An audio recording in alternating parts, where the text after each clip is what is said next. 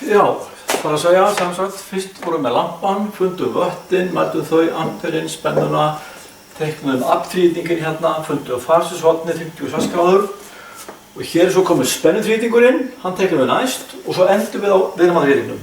Og spennuþrýtingurinn, það er að segja, við vitum núna vöttin hér og voltamperinn og ærið hér, það er sami straumur allir ásinni og þið munið hvernig vatnþrýtingurinn var. Það er bara vött hérna deilt með isinum U, svona. Og ef maður finna U, þá undum við hendinni við U og deilum I upp í vött. Við vitum vöttin, við vitum I, þá getum við fundið spennuna yfir spennurhlutan og DC viðnámahlutan. Það gerum við bara hér, það er bara svona. Þetta hér langhlið er spennugjafinn, hún er bara alltaf eins, það er bara saman tala. Spennan yfir viðnámahlutan er það 47 vött, deilt með strömmnum, hérna, og það fara út spennana hérna. Spennan yfir viðnámið er 125 volt.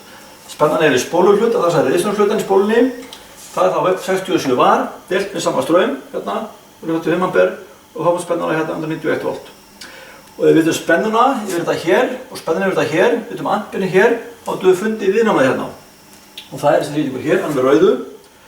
Og þetta er seta hérna samviðnámið og það er bara spennugjafans deilt með sama straum og þá er heildarviðnámið 655 ohm.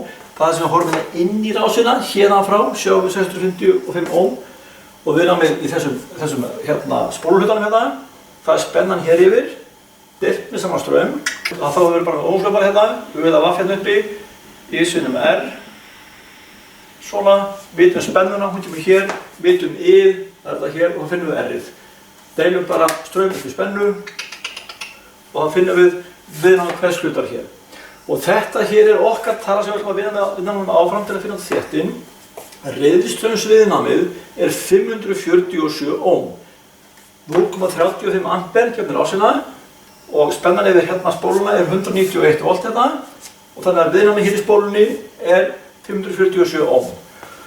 Og þá þurfum við að fá okkur formúlu þar sem við getum fundið út hvað þéttirinn á að vera, það er að segja þéttirinn hér, nú þurfum við að finna þétti sem er jafnmörg ohm af því að þéttirinn hann hefur fastgeið í hináttina, þá fyrir straumurinn á eftir spennunni og þá vinnur þetta bara sem hérna rás hér bara standalone.